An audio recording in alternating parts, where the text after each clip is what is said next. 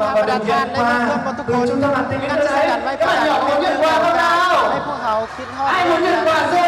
พวกเขาบรรดาเด็กน้อยจะได้บรรยากาศและมวลซื่น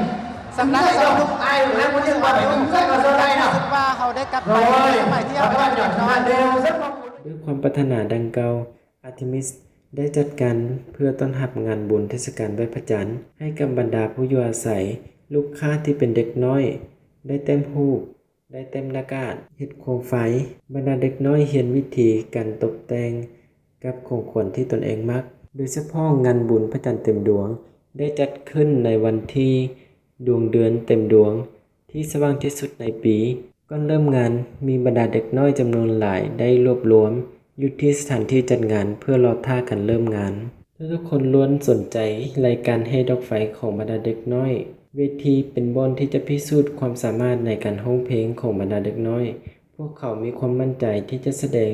เสียงร้องของตนเองไปพร้อมกับแบบฟ้อนพื้นเมืองวันนั้นพวกเขาได้พร้อมกันกับบรรดาผู้อยู่อาศัยที่เดอะอาร์ติมิสบรรดารายการลำสิงโตฟ้อนลำที่ได้แสงเดือนที่สวยงามทุกคนได้เต้าหูกันอยู่ที่พักผ่อน